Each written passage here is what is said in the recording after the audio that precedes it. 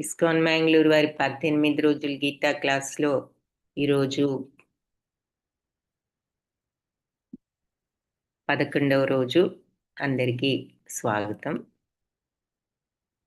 విశ్వరూప సందర్శన యోగము. స్క్రీన్ ఇస్తోంది కదా అందరికీ. ఓం అజ్ఞానతిమిరాంధస్య జ్ఞానాంజనశలాకయా చక్షురున్మిళితం येन తస్మై శ్రీ గురవే నమః. నమో ఓం విష్ణుపాదాయ కృష్ణప్రేష్ఠాయ భూతలే శ్రీమతే భక్తి వేదాంత స్వామీతి నామినే.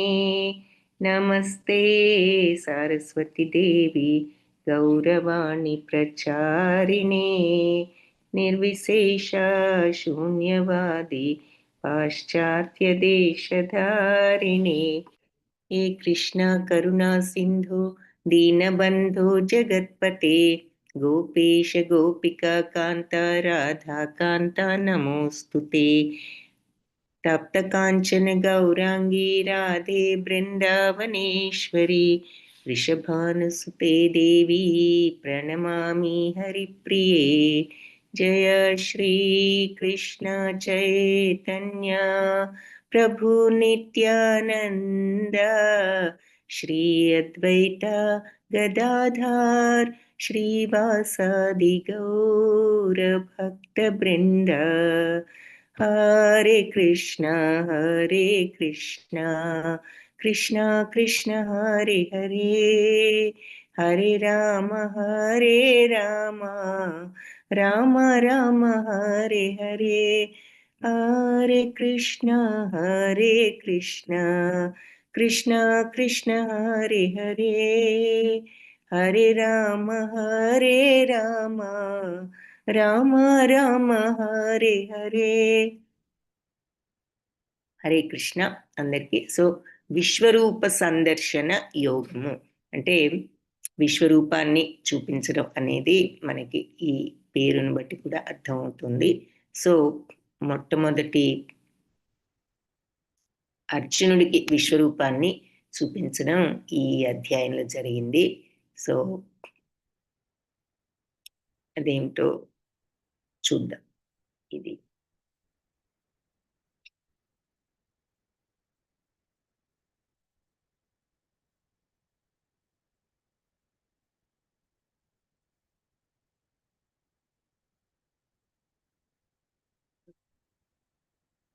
సో మొదట అర్జున ఉవాచతో ప్రారంభం. అర్జున ఉవాచ మదనుగ్రహాయ పరమం గుహ్యమధ్యాత్మ సంహితం యత్వయోక్తం వచస్తేన మోహోయం విగతో మమ. సో నువ్వు నన్ను అనుగ్రహించి చెప్పిన ఈ పరమ గుహ్యమైన రహస్యమైన ఆధ్యాత్మిక విషయాన్ని, ఈ జ్ఞానాన్ని విన్న తర్వాత యత్వయోక్తం వచస్తేన, సో నీ విషయాలను, నువ్వు చెప్పిన ఈ మాటలన్నీ అర్థం చేసుకున్న తరువాత మోహోయం విగతో మమ, నా యొక్క మోహం అంతా కూడా, విగతో అంటే వదిలిపోయింది, తొలగిపోయింది అని అర్థం. కాబట్టి అర్జునుడు అంటున్నాడు అనమాట, నువ్వు దయతో నాకు చెప్పినటువంటి రహస్యమైన ఆధ్యాత్మిక జ్ఞానం అంతా విన్న తర్వాత నా మోహం అంతా కూడా తొలగిపోయింది అని చెప్పి. ఆ తర్వాత 3rd శ్లోకలో ఏమంటున్నాడు అంటే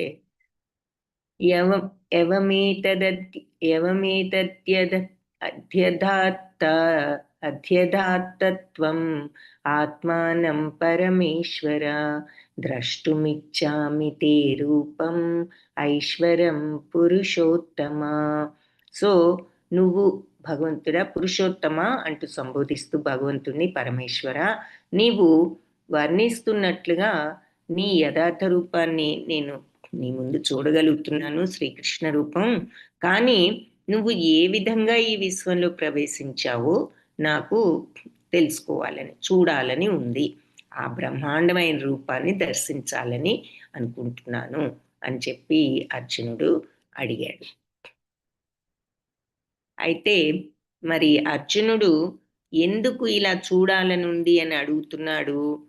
అర్జునుడు నేనేమైనా అంటే ఇలా చూపించాలి భగవంతుడిని అడుగుతున్నాడు కదా, నాకు చూడాలని కోరికగా ఉంది, నేనేమైనా స్పెషల్ భక్తుడిని అనుకున్నాడా, లేదంటే దేనికి అడిగాడు?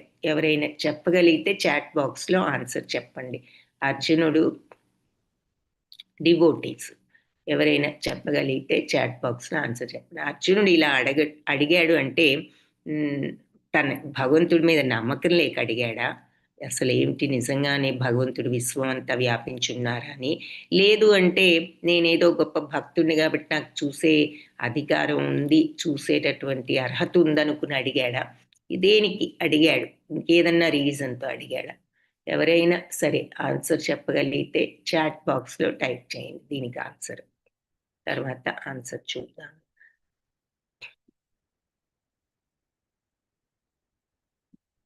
తర్వాత మన్యసే అయితే చూడాలనుందని అడిగాడు కదా, తర్వాత ఏమంటున్నాడు? మన్యసే అది తచ్చక్యం మయా ద్రష్టుం ఇతి ప్రభో యోగేశ్వర తతో మే త్వం దర్శయాత్మానమవ్యయం.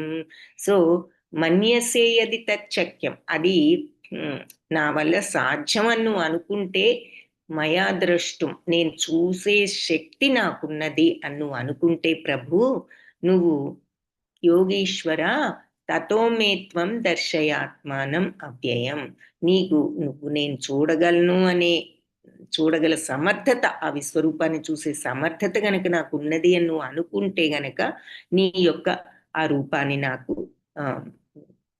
చూపించు అని అడుగుతున్నాడు అనమాట. సో ఇక్కడ అర్జునుడి యొక్క శిష్యుడికి ఉండవలసిన వినయం, నమ్రత, విధేయత మనకు కనిపిస్తోంది. ఎందుకు?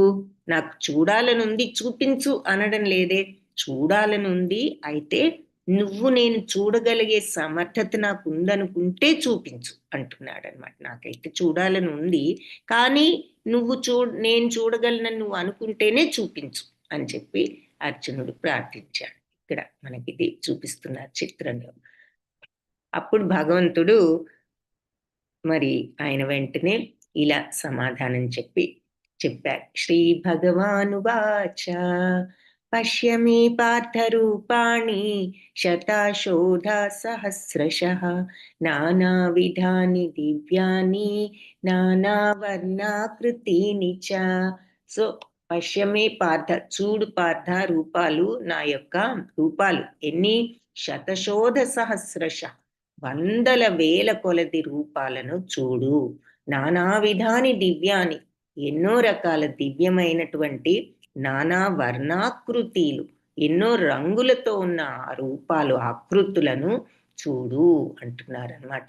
సో పార్థ నీకు చూపిస్తాను చూడు, ఇప్పుడు వందల వేల రూపాలు, రకరకాల దివ్యమైన రంగులతో ఆకృతులతో ఉన్న రూపాలను, వందల వేల రూపాలు ఉన్నాయి చూడు అంటున్నారనమాట. ఇక్కడ ఈ భగవంతుడి విశ్వరూపాన్ని చూపించడం కూడా అంత సులభం కాదు కదా. అంత పెద్ద విశ్వరూపాన్ని ఎలాని చిత్రీకరిస్తాం, కానీ చిత్రకారులు చాలా నేర్పరితనంతో రకరకాలుగా మనకి ఐడియా రావడానికి విశ్వరూపాన్ని గురించి ఈ వర్ణనను అనుసరించి రకరకాలుగా మనకి వాళ్ళు ఇలా చూపించి ప్రయత్నం చేశారు. ఇక్కడ మరి అన్ని సర్వదేవతల శిరస్సులతో ఉన్నట్లు అద్భుతమైన ఆకారాలు, ఆకృతులు, పరిమాణాలు, రంగులతో కూడిన రూపాలను చూడన్నారు కదా, అందుకని ఇలా చూపిస్తున్నారనమాట. ఇహైకస్థం జగత్కృత్స్నం పశ్యాద్య సచరాచరం మమ దేహి గుడాకేశ యచ్చాన్యద్రష్టుమిచ్చసి. ఇక్కడ ఈ జగత్తులో మొత్తాన్ని కూడా ఒకేసారి నువ్వు చూడొచ్చు. సా చరాచరం, చర కదిలేది, అచరం కదలనిది. ఈ జగత్తులో ఉన్న కదిలే కదలనివన్నీ కూడా నువ్వు మొత్తాన్ని ఇక్కడ చూడొచ్చు. మమదేహే గుడాకేశ, నా ఈ విశ్వరూపంలో నువ్వు మొత్తాన్ని చూడొచ్చు. గుడాకేశ అంటే అర్థం ఏమిటి? ఎవరైనా చెప్పగలిగితే అది కూడా చాట్ బాక్స్ లో టైప్ చేయండి. అర్జునుడు ఎందుకని చూపించమని అడిగాడు అని ఫస్ట్ ప్రశ్న. తర్వాత ఇప్పుడు గుడాకేశ అంటే అర్థం ఏమిటి అని ఇంకొక ప్రశ్న. 2 ప్రశ్నలు ఉన్నాయి. మరి ఏమి ఒక్క సమాధానం కూడా రాలేదు ఇప్పటి వరకు. ఎవరైనా ఏదైనా మరి సమాధానం చెప్పగలిగితే చాట్ బాక్స్ లో టైప్ చేయండి. ఏ ప్రశ్నకైనా వీటిల్లో.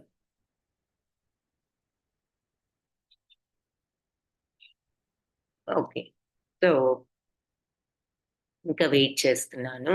మీరెవరైనా చెప్పేవాళ్ళుంటే డివోటీస్ టైప్ చేయండి. సో ముందు క్లాసు అందరికీ స్క్రీన్ కనిపిస్తోంది గదా! కనిపిస్తోంది, వినిపిస్తోంది కదా! ఏదైనా కనిపించకపోయినా, వినిపించకపోయినా చాట్ బాక్స్‌లో టైప్ చేయొచ్చు. ఓకే. సో అది ఇక్కడ నువ్వు చూడాలనుకున్నదంతా గూడా ఇప్పుడు నీకు ఇక్కడ ఒకేసారి కనిపిస్తుంది. ఈ రూపం, ఈ విశ్వరూపం నువ్వు మొత్తాన్ని ఆఖరికి భవిష్యత్తులో జరగబోయేది గూడా నీకు చూపిస్తుంది. ఇక్కడ కంప్లీట్‌గా, పూర్తిగా నీకంతా గూడా ఇక్కడ ఉన్నది అని చెప్పి ఈ శ్లోకంలో చెప్పడం జరిగింది. సో, ఈ విశ్వరూపాన్ని ఈ రకంగా మనకిక్కడ చూపిస్తున్నారన్నమాట. సో, ఇందాక మరి మనం ఇలా చూసాము. ఇప్పుడు ఈ రకంగా చిత్రకారులు మరి ఇక్కడ మనకి 14 లోకాలు కనిపిస్తున్నట్లుగా మనకి పైన బ్రహ్మలోకం, మధ్యలో భూలోకం ఇలా చూపిస్తున్నారు. నలుగురు బ్రహ్మ కుమారుల్ని ఇక్కడ చూస్తున్నాము.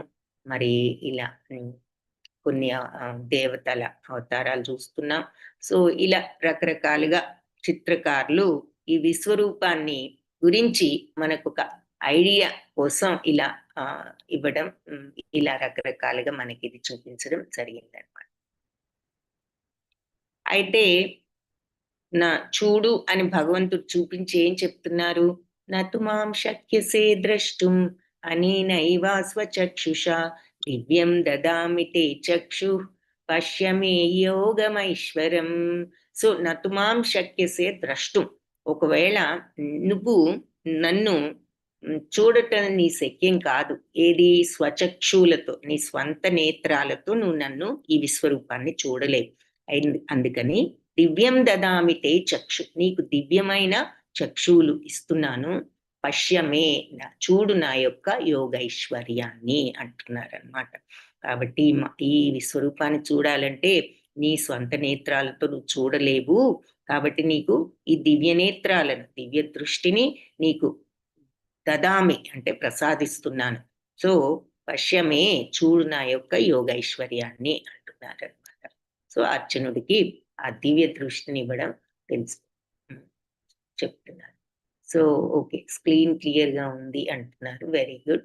నాగమల్లీశ్వరి మాతాజీ, గుడాకేశ అంటే నిద్రను జయించిన వాడు. వెరీ గుడ్, ఎక్సలెంట్, ధన్యవాదాలు మాతాజీ. సో నిద్ర, చీకటి, తమో గుణాన్ని జయించిన వాడు అని అర్థం అన్నమాట. తర్వాత రమాలక్ష్మి మాతాజీ, పూర్తిగా తెలిసిన వారు అని మీనింగ్. అంటే పూర్తిగా తెలిసిన వాడు అంటే కరెక్ట్ మీనింగ్ ఏమిటి అంటే మాటకు నిద్రను జయించిన వాడు. సో దాన్ని బట్టి మనం అర్థం చేసుకోవాల్సింది ఏమిటి అంటే చీకటిని, తమో గుణాన్ని జయించిన వాడు అని అర్థం. అది అర్థం. ఇంద్రియాలను జయించిన యోగి. ఇంద్రియాలను జయించిన వాళ్ళు అంటే అది అది వేరు. ఇది గుడాకేశ అంటే నిద్రను జయించిన వాడు అని అర్థం. Okay, very good. అందరూ ప్రయత్నం ట్రై చేసి ఆన్సర్స్కి ట్రై చేసినందుకు అందరికీ వెరీ గుడ్ పార్టిసిపేషన్. అందరికీ ధన్యవాదాలు. మరి ఇంకొక ప్రశ్న, అర్జునుడు ఎందుకు అడిగాడు చూపించమని? అర్జునుడికి నమ్మకం లేక అడిగాడా విశ్వరూపం చూపించమని? లేదు అంటే నేనేదో గొప్ప భక్తుని, నాకు చూసే అర్హత ఉంది కాబట్టి ఎలాగో చూడొచ్చు కోరుకున్నాను కాబట్టి అని అడిగాడా? దేనికి అడిగాడు? ఇంకేదన్నా కారణంతో అడిగాడా? అది కూడా ఆన్సర్స్ ఎవరైనా చెప్పగలిగితే చెప్పండి. ఓకే, సో ఇప్పుడు నీకు దివ్య దృష్టిని ఇస్తాను, నీ మామూలు కళ్ళతో నువ్వు ఈ రూపాన్ని చూడలేవు కాబట్టి అంటూ భగవంతుడు ఆ దివ్య దృష్టిని ప్రసాదించినప్పుడు మరి అర్జునుడికి ఆ విశ్వరూపం కనిపించడం జరిగింది. సో ఇక్కడ కొన్ని ముఖ్య శ్లోకాలు లేవు ఈ పిపిటిలో. సో అది నేను ఇక్కడి నుంచి చదివి చెప్తాను. సో ఇక్కడ సంజయుడు కూడా మరి చూస్తున్నాడు, ఆయనకు అన్ని కనిపిస్తున్నాయి కదా. సో సంజయుడు అడుగుతున్నాడు అనమాట, సంజయుడు వివరిస్తున్నాడు ధృతరాష్ట్రుడికి ఆ రూపం చూపించిన తర్వాత చెప్తున్నాడు. సంజయ ఉవాచ ఏవముక్త్వా తతో రాజన్ మహాయోగేశ్వరో హరిః దర్శయామాస పార్థాయ పరమం రూపమైశ్వరం. సో ఈ రకంగా పలికి మరి రాజా అంటే ధృతరాష్ట్రుని సంబోధిస్తున్నాడు. రాజా ఈ రకంగా పలికి మహాయోగీశ్వరుడైన హరి దేవాది దేవుడు దర్శయామాస పార్థాయ పరమం రూపం ఐశ్వరం, ఆయన రూపైశ్వర్యాన్ని పార్థుడికి చూపించారు అని చెప్తున్నారనమాట. మహాయోగీశ్వరుడైన శ్రీకృష్ణ భగవానుడు ఆ విధంగా పలికి అర్జునుడికి తన విశ్వరూపాన్ని చూపించారు. అది ఎలా ఉన్నది అనేది చెప్తున్నాడు, వర్ణిస్తున్నాడు ఇక్కడ సంజయుడు. అనేక వక్త్రనయనం అనేకాద్భుత దర్శనం అనేక దివ్యాభరణం దివ్యానేకోద్యతాయుధం దివ్యమాల్యాంబరాధరం దివ్యగంధానులేపనం సర్వాశ్చర్యమయం దేవం అనంతం విశ్వతోముఖం. అనేక వక్త్రాలు అంటే ముఖాలు, అనేక నయనాలు కన్నులు, అనేక అద్భుత దర్శనాలు, అనేక దివ్యమైన ఆభరణాలు, దివ్యానేకోద్యతాయుధం అంటే ఎక్కుపెట్టిన దివ్యమైన ఆయుధాలు, దివ్యమాలాంబరాధరం దివ్యమాలలు, అలాగే దివ్య గంధానులేపనం దివ్య సుగంధాలతో ఉన్నటువంటి దేహం, సర్వాశ్చర్యమయం ఎంతో ఆశ్చర్యమయంగా, దేవం భగవంతుడు అనంతంగా ఉన్నారట. అంటే అంతం అంటే అంతం లేనిది అని, అనంత అన్నదానికి అర్థం కదా. సో అంతం లేకుండా ఉన్నది ఆ విశ్వరూపం. ఎలా ఉంది? విశ్వతోముఖం, సర్వత్రా కనిపిస్తోంది అనమాట ఆ విశ్వరూపం దానికి అని చెప్పి ఇక్కడ ఆ రూపాన్ని సంజయుడు ఈ రకంగా వర్ణించాడు. ఇంకా ఏమంటున్నాడు? దివి సూర్య సహస్రస్య భవేద్యుగపదుద్ధిత యది భాసదృశీ సా స్యాద్ భాసస్తస్య మహాత్మనః.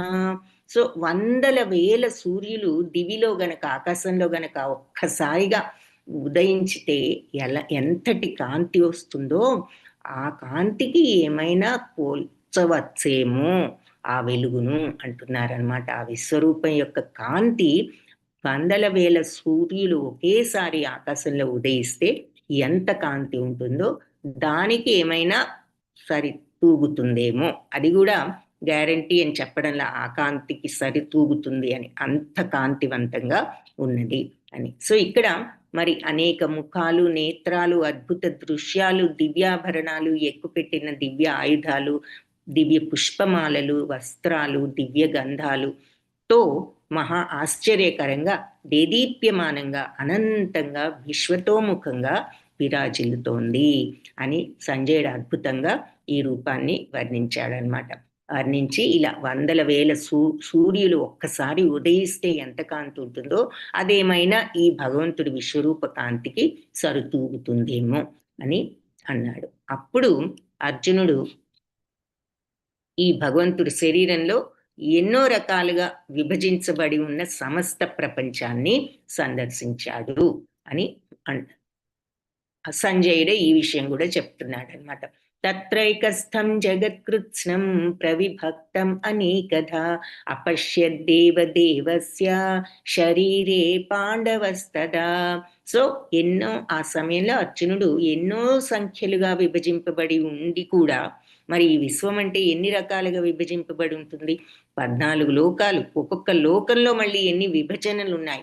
సో ఇవన్నీ కూడా ఒక్క చోట ఉండి మొత్తాన్ని చూడగలిగిన ఈ విశ్వం యొక్క అనంత రూపాలను శ్రీకృష్ణ భగవానుల్లో ఈ విశ్వరూపాన్ని అర్జునుడు అప్పుడు చూడటం జరిగింది అని చెప్పి సంజయుడు చెప్తున్నాడు. ఇక్కడ మళ్ళీ విశ్వరూపాన్ని మనకి ఇంకొక విధంగా చూపిస్తున్నారు అన్నమాట.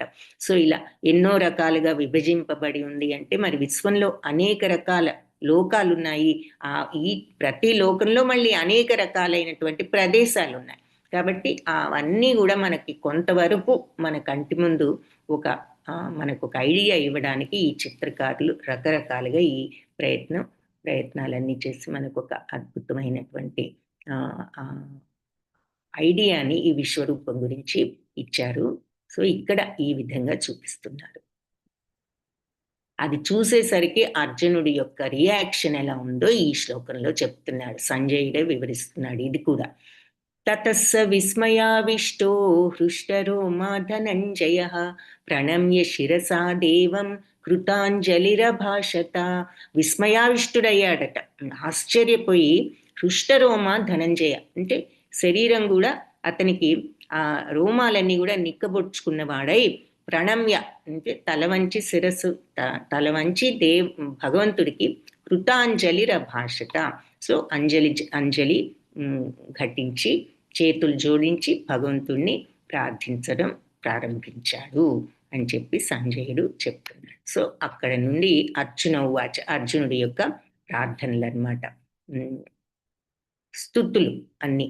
అర్జున ఉవాచ పశ్యామి దేవాంస్తవ దేవదేహే సర్వాంస్తథా భూత విశేష సంఘాన్ బ్రహ్మాణమీశం కమలాసనస్థం ఋషీంశ్చ సర్వానురగాంశ్చ దివ్యాన్.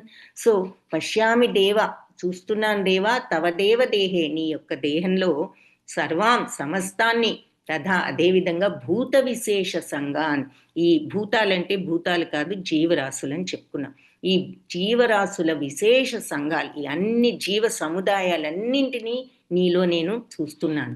బ్రహ్మాండమీశం, సో బ్రహ్మదేవుణ్ణి, కమలాసనస్థం కమలంలో ఉన్న బ్రహ్మదేవుణ్ణి, ఈశ్వరుణ్ణి, ఋషీంశ్చ ఋషులను, సర్వానురగాంశ్చ అన్ని దివ్య సర్పాలను కూడా, దివ్యాన్ సర్వాను రగాంశ్చ దివ్యాన్ అంటే దివ్య సర్పాలు అన్నింటినీ కూడా నేను నీలో చూస్తున్నాను అంటున్నాడు అర్జునుడు.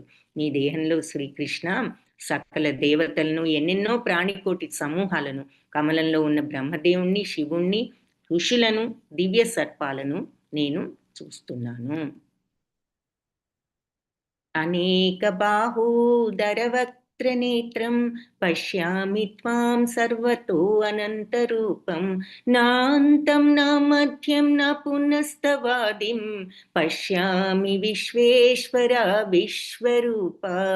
అనేక బాహువులు అంటే చేతులు, ఉదరాలు అంటే స్టమక్స్, వక్త్రాలు ముఖాలు, నేత్రం కన్నులు, పశ్యామి చూస్తున్నాను, త్వాం నిన్ను, సర్వతో అనంత రూపం సర్వత్రా నీ అనంతమైన రూపాన్ని అంటే అంతం లేని నీ రూపాన్ని సర్వత్రా చూస్తున్నాను. నీ బాహువులు, ఉదరాలు, వక్త్రాలు, నేత్రాలు ఇవన్నీ నా అంతం, దీనికి అంతం ఏది, నా మధ్యం దీనికి మధ్యేది, నా దీని బిగినింగ్ ఏది అనేది తెలియడం లేదు, నా అంటే తెలియడం లేదు అని.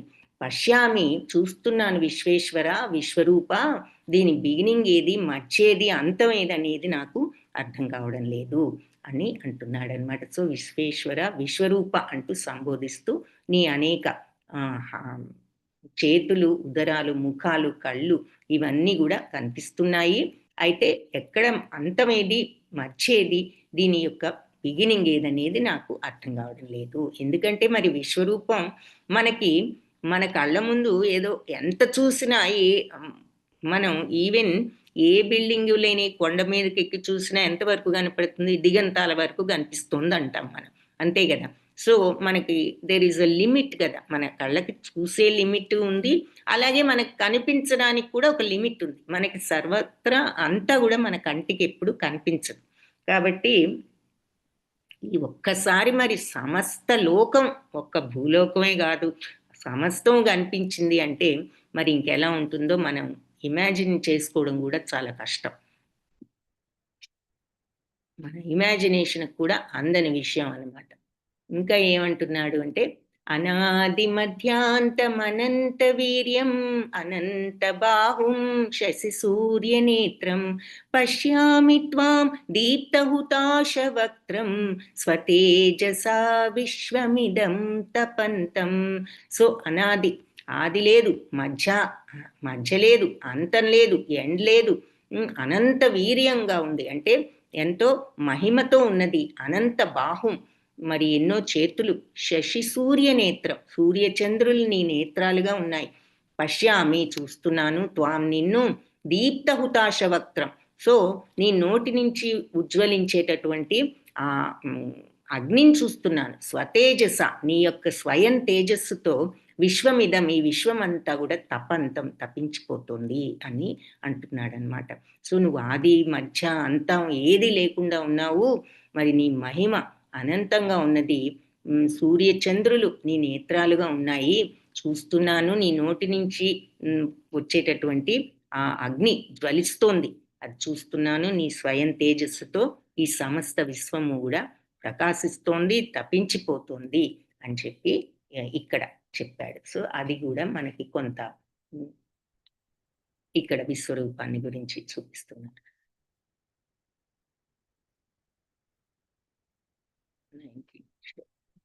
ద్యావా పృథివ్యోరిదమంతరం హి వ్యాప్తం త్వయైకేన దిశశ్చ సర్వా దృష్ట్వాద్భుతం రూపముగ్రం తవేదం లోకత్రయం ప్రవ్యధితం మహాత్మన్.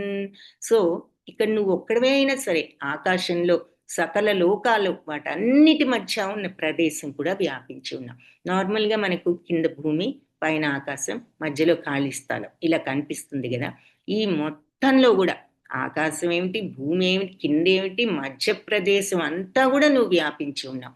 ఈ ఓ మహాత్మా, మరి నీ యొక్క ఈ అద్భుతమైన భయంకరమైన రూపం చూసి సకల లోకాలు తవేదం లోకత్రయం ప్రవ్యధితం మహాత్మన్. లోకత్రయం ముల్లోకాలు కూడా వ్యధ చెందుతున్నాయి మహాత్మా. అలాగే నేను కూడా కొంచెం భయపడుతున్నాను. నేను వాళ్ళందరూ కంపించిపోవడం భయంతో నేను చూస్తున్నాను అని ఇక్కడ అన్నాడు. సో ముల్లోకాలు అని ఎందుకన్నాడు? 14 లోకాలు ఉన్నాయి కదా, మరి లోకత్రయం అన్నాడు అంటే 3 లోకాలు అని. 3 లోకాలు అని ఎందుకన్నాడు? మరి విశ్వరూపం చూసి తరించాలని చూపించమని అడిగాడు Malleswari Mataji. Okay. So answer ఏమిటి అంటే ఆ ప్రశ్నకు అర్జునుడు సంజయుడు కూడా చూశాడు. సంజయుడు కూడా భక్తుడు కాబట్టి సంజయుడు కూడా చూసే అర్హత ఉన్నది. సంజయుడు కూడా చూశాడు. అర్జునుడు ఎందుకు అడిగాడు? కృష్ణుడి మీద నమ్మకం లేక కాదు, మరి తనేదో గొప్ప భక్తుడిని చూసే అర్హత ఉన్నదనా కాదు. ఎందుకు అడిగాడు అంటే ముందు ముందు అందరూ కూడా ఈ విషయాన్ని భగవంతుడు అని నమ్మకపోవచ్చు అనేటటువంటి ఒక ఉద్దేశ్యంతో అందరికీ కూడా ఈ నమ్మకాన్ని కలిగించాలని అర్జునుడు అడగడం జరిగిందనమాట. తనకు నమ్మకం లేక కాదు, మనబోటి వాళ్ళందరికీ కూడా భగవంతుని గురించి తెలియజేయాలనే ఉద్దేశంతో అర్జునుడు ఈ కోరికను కోరడం జరిగింది. అది ఆన్సరు. ట్రై చేశారు, వెరీ గుడ్ మల్లీశ్వరి మాతాజీ, ధన్యవాదాలు. సో ఈ స్థుతులన్నీ కూడా చాలా మంచి స్థుతులు. సో మీరు మనం నేర్చుకుని చదువుకోవడానికి బాగుంటాయి అర్జునుడు యొక్క ఈ స్థుతులన్నీ. సో లోకత్రయం అని ఎందుకన్నాడు, ముల్లోకాలన్నది ఇప్పుడు ప్రశ్న. ఎవరైనా చెప్పగలిగితే చాట్ బాక్స్ లో టైప్ చేయండి. అమీహి త్వాం సురసంఘా విశంతి కేచిద్భీతా ప్రాంజలయో గృణంతి స్వస్తిత్యుక్త్వా మహర్షి సిద్ధసంఘా స్తువంతి త్వాం స్తుతిభి పుష్కలాభిః. అమీహి త్వాం సురసంఘాలన్నీ కూడా నీలో ప్రవేశిస్తున్నాయి. దేవతలు నీ ఆశ్రయం కోసం నీలో ప్రవేశిస్తున్నారు అంటే నిన్ను ఆశ్రయిస్తున్నారు. కేచిద్భీత ప్రాంజలయో గృణంతి, కొంతమంది భయంతో చేతులు జోడించి నిన్ను ఇట్టిస్తున్నారు. ఇట్టిస్తున్నారు. స్వస్తిత్యుక్త్వ, స్వస్తి స్వస్తి అని పలుకుతూ, స్వస్తి అంటే శాంతి అని పలుకుతూ మహర్షులు సిద్ధ సంఘాలు స్తువంతిత్వ నిన్ను స్తుతిస్తున్నారు. స్తుతిభి పుష్కలంగా నిన్ను స్తుతిస్తున్నారు. సో దేవతలందరూ నీ ఆశ్రయం పొందుతూ నీలో ప్రవేశిస్తున్నారు. కొందరు భీతులై చేతులు జోడించి కీర్తిస్తున్నారు. మహర్షులు సిద్ధులు శాంతి శాంతి అంటూ వేద మంత్రాలతో నిన్ను ప్రార్థిస్తున్నారు. ఓకే, ఇది 21st శ్లోక అన్నమాట. సో నెక్స్ట్ అప్పుడు ఏం జరిగింది? ఇలా అర్జునుడు స్తుతిస్తూ ఇంకా కూడా రకరకాలుగా స్తుతించాడు. ఏది మరి నువ్వు రూపం మహత్తే బహువక్త్ర నేత్రం మహాబాహో బహుబాహూరుపాదం బహూదరం బహుదంష్ట్రాకరాళం దృష్ట్వా లోకా ప్రవ్యధితాస్తదాహం. సో ఎన్నో ముఖాలతో, నేత్రాలతో, బాహువులతో, ఊరులు, తొడలు, పాదాలు, ఉదరాలు, భయంకరమైన దంతాలతో కూడా, బహూదరం బహుదంష్ట్రాకరాళం, ఎన్నో భయంకరమైన నీ యొక్క దంతాలతో కూడా నీ రూపాన్ని చూసి దృష్ట్వాలోక ప్రవ్యధితాస్తథాహం, అంటే లోకం అంతా కూడా వ్యధ చెందుతోంది. అలాగే తథా అహం, నేను కూడా అలాగే వ్యధ చెందుతున్నాను వాళ్ళలాగే అంటున్నాడు అనమాట. చూసేసరికి మరి ఒక్కసారిగా మనం ఐమాక్స్ థియేటర్ ఉంది అంటే, మనం మామూలు థియేటర్లో చూసిన దానికన్నా ఐమాక్స్లో చూసినప్పుడు అబ్బా అనిపిస్తుంది కదా చిత్రం, ఆ ఇమేజ్. సో అలాంటిది మనం మామూలుగా మన కళ్ళ ముందు ఏం కనిపిస్తుంది, మన రూమ్లో ఉన్నామంటే మన రూమ్ తప్ప మనకేం కనిపించదు. బయటికి వెళ్తే మన వీధి కనిపిస్తుందేమో, ఆ పక్క వీధి కనిపించదు. ఇంట్లో ఉంటే ఆఫీస్ కనిపించదు, ఆఫీస్లో ఉంటే ఇల్లు కనిపించదు. అలాంటిది మరొక్కసారిగా మరి ఆ పేటే కాదు, ఊరే కాదు, రాష్ట్రం కాదు, దేశం కాదు, ఆ ఖండం కాదు, ఆ భూమి, మన భూమి కాదు, అన్ని లోకాలు ఒక్కసారి కళ్ళ ముందు కనిపించినప్పుడు ఆ లోకాలన్నీ కూడా తనలో పెట్టుకున్న రూపాన్ని మనం చూసినప్పుడు మనకి మరి ఆ గగుర్పాటు అనేది చెందకుండా ఉండడం అసాధ్యమని మనం ఇమాజిన్ చేసుకోవచ్చు. కాబట్టి అర్జునుడు అంతటి వాడు కూడా చూసేసరికి అందరూ దేవతలు కూడా భయపడుతున్నారు, వాళ్ళలాగే నేను వ్యధ చెందుతున్నాను అని చెప్పి అర్జునుడు చెప్పడం జరిగిందనమాట. చెప్పి ఏమంటున్నాడంటే, మరి నీ ప్రకాశమైన వర్ణాలతో ఉన్న నిన్ను, నీ తెరవబడ్డ ముఖాలు, తేజోవంతమైన విశాల నేత్రాలు చూస్తూ మరి దీప్త విశాల నేత్రం, వెలిగిపోతున్న విశాల నేత్రాలను చూసి దృష్టాహిత్వం, నిన్న రకంగా చూసి ప్రవ్యధితాంతరాత్మ, మరి కొంచెం వ్యధ చెందుతున్నాను. ధృతింన విందామి శమం చ విష్ణు అంటున్నాడు. నా మీద దయతో నువ్వు నా యొక్క మనో స్థిరత్వాన్నంతా కూడా నేను కోల్పోతున్నాను విష్ణు అని సంబోధిస్తూ అంటున్నాడు అనమాట. దంష్ట్రాకరాళాని చతే ముఖాని దృష్ట్వైవ కాలానల సన్నిభాని దిశో న జానే న లభే చ శర్మ ప్రసీద దేవేశ జగన్నివాస. సో దేవాది దేవ జగన్నివాస, ప్రపంచ శరణ్య అంటే అని అంటూ, నన్ను మరి మండుతున్న ప్రళయాగ్నిని పోలిన నీ ముఖాలు, భయంకరమైన నీ దంతాలు చూసి సమత్వాన్ని నిలుపుకోలేక అన్ని దిక్కులు కూడా మర్చిపోయాను, ఎటు ఏముందో కూడా నాకు అర్థం కావడం లేదు అంటున్నాడు అనమాట. సర్వ విధాల భ్రాంతుడనైపోయాను, దయతో నా పట్ల ప్రసీద దేవేశ అంటున్నాడు. నా పట్ల ప్రసన్నుడవు కమ్ము అంటున్నాడు అనమాట. అంటే ఎంతటి కలవరపాటు. సో తన యొక్క ప్రియ రూపాన్ని మళ్ళీ చూడాలనేటటువంటి ఆ కోరిక అప్పుడు వచ్చింది. అంతగా కలవరపడ్డాడు అర్జునుడు అంతటి వాడే. ఇంకా ఏం చూస్తున్నాడట, అమీచత్వాం ధృతరాష్ట్రస్య పుత్ర సర్వే సహైవ అవనిపాల సంజ్ఞై భీష్మో ద్రోణ సూత పుత్రస్తదాసౌ సహస్మదీయైరపయోధ ముఖ్యై. అంటే చూస్తున్నాను నీలో ధృతరాష్ట్రపుత్రులు సర్వులు, అవనిపాల సంజ్ఞ, ఈ భూమిని పాలించే రాజులందరూ, భీష్ముడు, ద్రోణుడు, సూతపుత్రుడైన కర్ణుడు, నా వైపున్న సహాస్మదీయైరపి అంటే మా పక్షంలో వాళ్ళందరూ యోధులు, అందరూ ముఖ్య యోధులందరూ కూడా వక్త్రాణి తే త్వరమాణా విశంతి దంష్ట్రాకరాళాని భయానకాని కేచిద్విలగ్న దశనాంతరేషు సందృశ్యంతే చూర్ణితైర్ ఉత్తమాగ్నై. సో వీళ్ళంతా వక్త్రాణితే త్వరమాణా విశంతి, చాలా వేగంగా నీ నోట్లో ప్రవేశిస్తున్నారు. దంష్ట్రాకరాలని భయాని కానీ, నీ భయంకరమైన ఆ నోళ్లలో ప్రవేశించి నీ దంతాల మధ్యలో చూర్ణమైపోయిన తలలతో వాళ్ళంతా కూడా చూర్ణమైపోయిన తలలతో ఉన్న వాళ్ళను చూర్ణం అంటే పొడి అయిపోయాయి అన్నమాట వాళ్ళ తలలు నీ ఆయన దంతాల మధ్య. అదంతా కూడా నేను చూస్తున్నాను. మరి భీష్ముణ్ణి, ద్రోణుణ్ణి, కర్ణుణ్ణి, మిగిలిన రాజుల్ని, మా పక్షంలో ఉన్న యోధుల్ని అందరూ వెళ్ళడం చూస్తున్నాడు. మరి అందరూ అలా వెళ్ళి ఆ దంతాల మధ్య ఇదవడం చూసినప్పుడు మరి ఎంత కలవరపాటు. అందుకే అర్జునుడు అంతటి వాడికి కూడా అంత కలవరపాటు వచ్చిందనమాట. యథా నదీనాం బహువేం బహువోం ఓంగువేగ సముద్రమేవాభిముఖా ద్రవంతి తథా తవామి నరలోకవీర విశంతి వక్త్రాణ్యభివిజ్వలంతి. సో నదీ ప్రవాహాలు సముద్రంలో ఎంత అన్ని కూడా వెళ్ళి సముద్రంలోకి ఎలా ప్రవహిస్తూ వెళ్ళిపోతాయో ఈ యోధులందరూ కూడా నీ నోట్లో ప్రవేశించి ఈ రకంగా మండిపోతున్నారు అని చెప్పి అర్జునుడు ఇక్కడ అంటున్నాడు అన్నమాట. యథా ప్రదీప్తం జ్వలనం పతంగా విశంతి నాశాయ సమృద్ధవేగ తథైవ నాశాయ విశంతి లోకాస్తవాపి వక్త్రాణి సమృద్ధవేగ. ఎలా అయితే ఈ మిడతలు గనక అవి పాపం అగ్ని వైపు లైట్ వైపు వెళ్ళిపోతూ ఉంటాయి కదా, వెళ్ళి అక్కడ మరి నాశనం అయిపోతూ ఉంటాయి ఆ అగ్నిలో.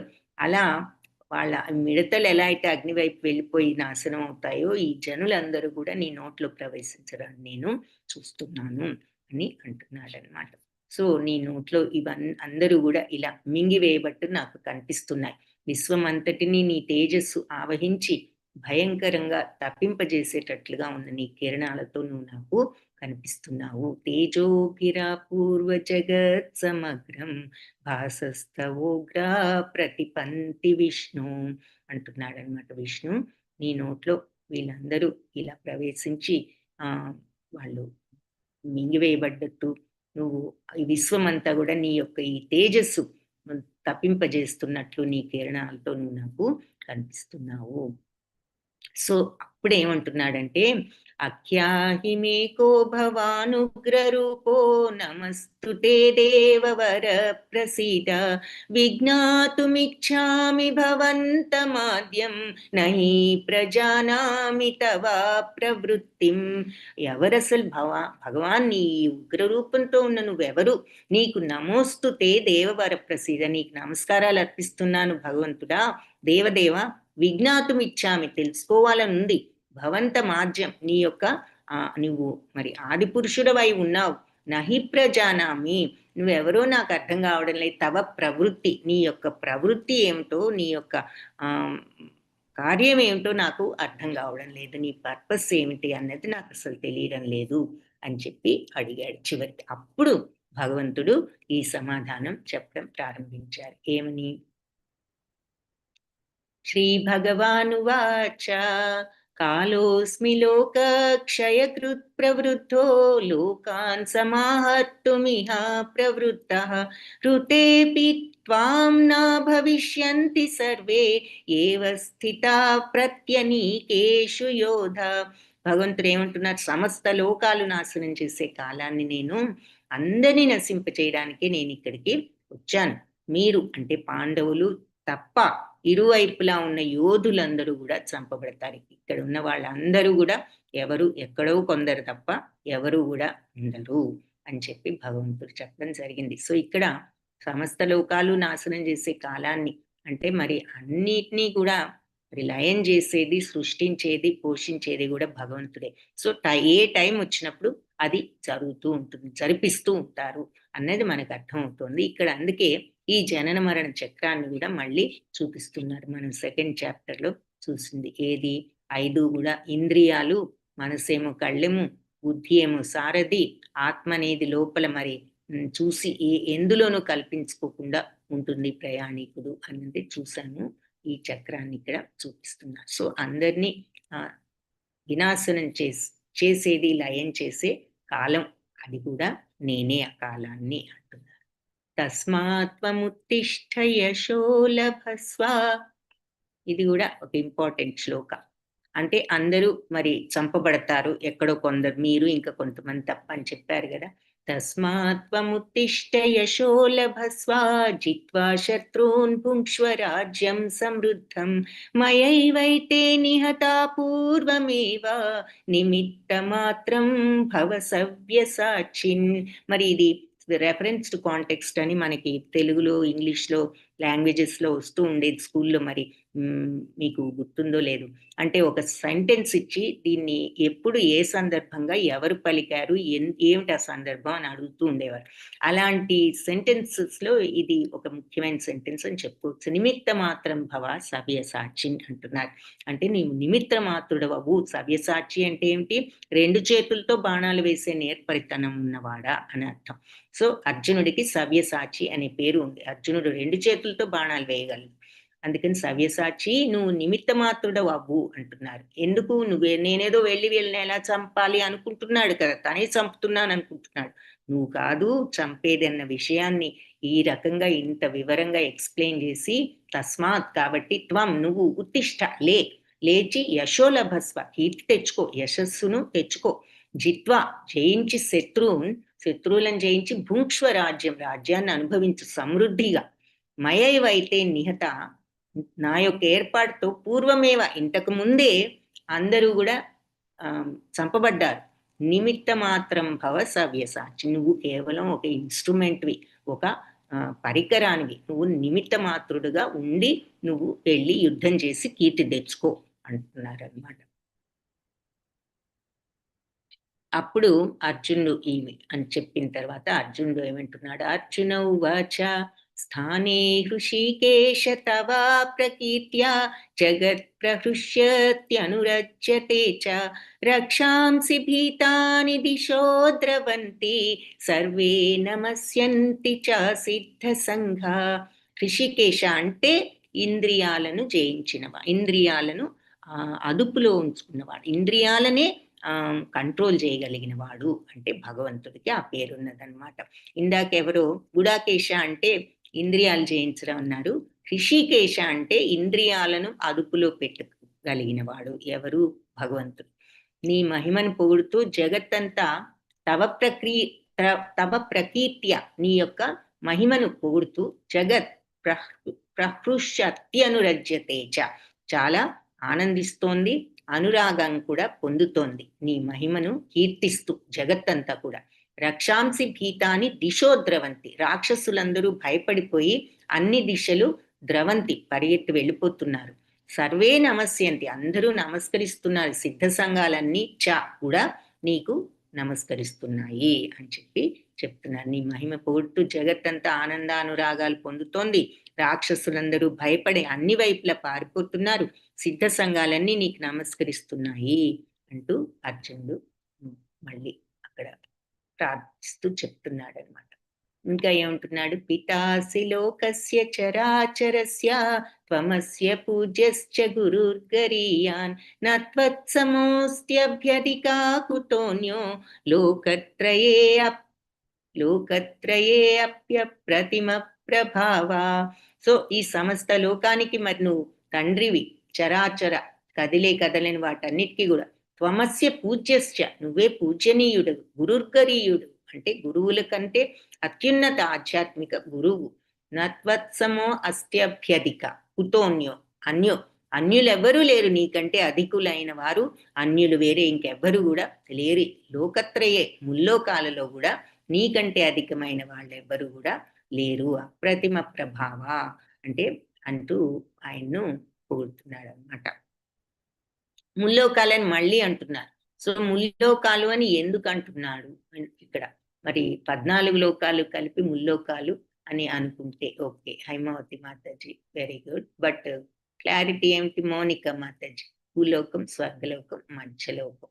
Okay, almost right. భూలోకం మధ్యలోకం రెండు ఒకటే, ఎందుకంటే భూలోకం మధ్యలో ఉంటుంది కాబట్టి. మీరంతా గోలోక చార్ట్ చూసారా? గోలోక చార్ట్ చూడకపోతే రేపు చూపిస్తాను. సో భూలోకం మధ్యలో ఉంటుంది. పైన అన్నిటికన్నా ఏముంటుంది? బ్రహ్మలోకం, సత్యలోకం ఉంటుంది. సో పైలోకాలు, మధ్యలోకం, క్రింది లోకాలు. కింది ఏముంటాయి? అతల వితల సుతల తలాతల మహాతల రసాతల పాతాళ లోకాలు కింద ఉంటాయి. మధ్యలో భూలోకం ఉంటుంది. పైన మరి స్వర్గలోకము, మహర్లోకము, జనలోకము, ఇవన్నీ కూడా సత్యలోకము, ఇవన్నీ పైన ఉంటాయి. సో మహర్షులు ఉండేవి, దేవతలు ఉండేవి, ఇవన్నీ పైన ఉంటాయి బ్రహ్మలోకం. సో అందుకని 14 లోకాలని క్లుప్తంగా ముల్లోకాలు అన్నారు. పైలోకం, మధ్యలోకమైన భూలోకం, క్రింది లోకాలు. ఓకే. సో గోలోక చార్ట్ చూడని వాళ్ళు ఎవరైనా ఉన్నారా? ఉంటే రేపు చూడొచ్చు. ఓకే. సో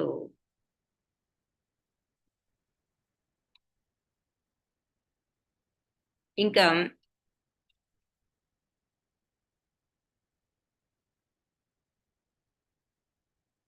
అర్జునుడు ఈ రకంగా చెప్పి భగవంతుడు చెప్పిన తర్వాత హ్మ్.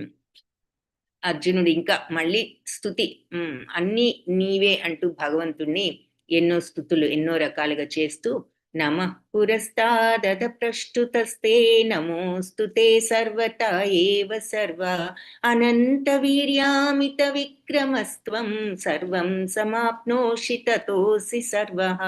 నీకు ముందు నుండి వెనక నుండి అన్ని దిక్కుల నుండి నమస్కారాలు అర్పిస్తున్నాను. అనంత వీర్య, నువ్వు అమిత విక్రమ సంపన్నుడవు, సర్వవ్యాపకుడవు అని, అందుకని సర్వము కూడా నీవే అంటున్నాడు. సఖేతి మత్వా ప్రసభం యదుక్తం హే కృష్ణ హే యాదవ హే సఖేతి అజానతా మహిమానం తవేదం మయా ప్రమాదాత్ ప్రణయేన వాపి యచ్చాపహాసార్థమసత్కృతోసి విహారశయ్యాసన భోజనేషు ఏకోధవాప్యచ్యుత తత్సమక్షం తత్క్షామయే త్వామహమప్రయే అప్రమేయం. సో నిన్ను తెలియక మిత్రుడు అనుకుని కృష్ణ యాదవ మిత్రమా అని సంబోధించాను. ప్రేమతోనూ మూర్ఖత్వంతోనూ నేను చేసిన ఈ తప్పును దయచేసి క్షమించు కృష్ణ. మనం విశ్రాంతి తీసుకునేటప్పుడు ఒకే శయ్య మీద పడుకున్నప్పుడు మరి ఎంతో క్లోజ్ ఫ్రెండ్స్ కదా, కూర్చున్నప్పుడు కలిసి భోంచేసేటప్పుడు ఒంటరిగా ఉన్నప్పుడు కొన్నిసార్లు మిత్రుల సమక్షంలో కూడా నిన్ను వేళాకోళం చేసి అగౌరవపరిచాను. అచ్యుత ఆ అపరాధాలన్నిటికీ నన్ను క్షమించు అంటున్నాడు. సో పితాసి లోకస్య చరాచరస్య చూసాం కదా, నువ్వు అందరికీ కూడా తండ్రివి, పూజనీయుడు, గురువు, గురుర్గరీయుడు, నీతో సమానమైన వాళ్ళు వేరే ఎవ్వరూ కూడా లేరు అంటున్నాడు. సో అలా ముల్లోకాలలో కూడా నీకంటే అధికులు ఎవరైనా ఉన్నారా?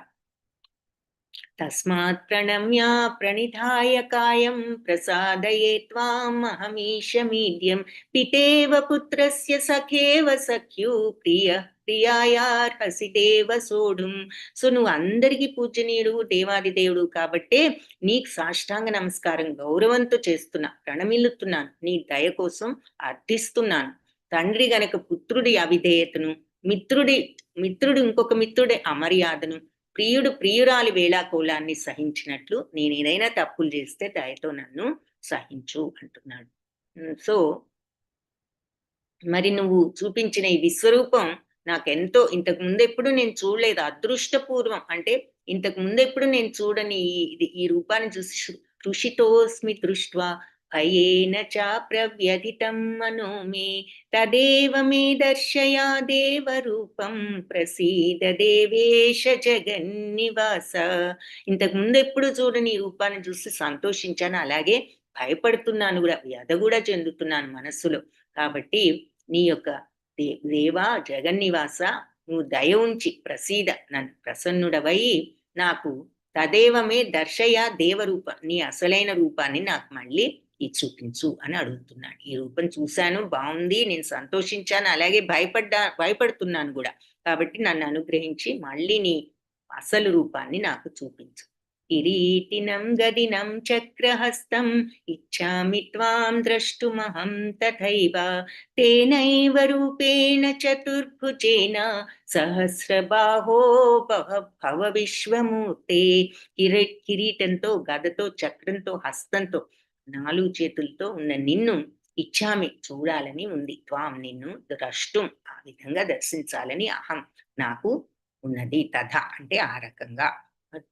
ఈ ఒక్క లైన్లో ఎన్ని మాటలు చెప్పారు కదా. ఈ సంస్కృతంలో ఉన్నటువంటి గొప్పతనం ఏమిటంటే అతి తక్కువ మాటలు ఎంతో అర్థం వస్తుంది అనమాట. సో కిరీటంతో, గదతో, చక్రంతో, మరి చేతిలో నువ్వు పద్మంతో ఉండే నీ యొక్క చతుర్భుజ రూపాన్ని చూడాలని నాకు కోరికగా ఉన్నది అంటున్నాడు. సో ఆ చతుర్భుజ రూపాన్ని చూపించు, సహస్ర బాహో భవ విశ్వమూర్తే, నువ్వు విశ్వానంతటికి కూడా మరి దేవదేవుడవు, విశ్వరూప, నాకు నీ 4 భుజాల రూపాన్ని చూపించు. అప్పుడు భగవంతుడు శ్రీభగవానువాచ మయా ప్రసన్నేన తవార్జునేదం రూపం పరం దర్శితం ఆత్మయోగాత్ తేజోమయం విశ్వమనంతమాద్యం యన్మే త్వదన్యేన న దృష్టపూర్వం.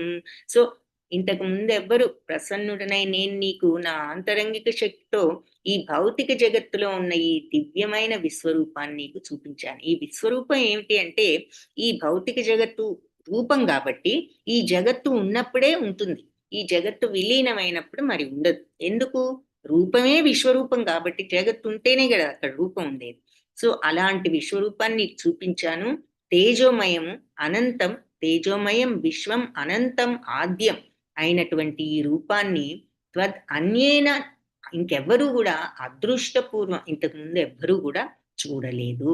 సో రాయబారం అప్పుడు కొంతవరకు చూపించిన ఎవరికి కూడా ఇంత కంప్లీట్ గా ఇంత ఈ విశ్వరూపాన్ని చూపించడం జరగలేదన్నమాట.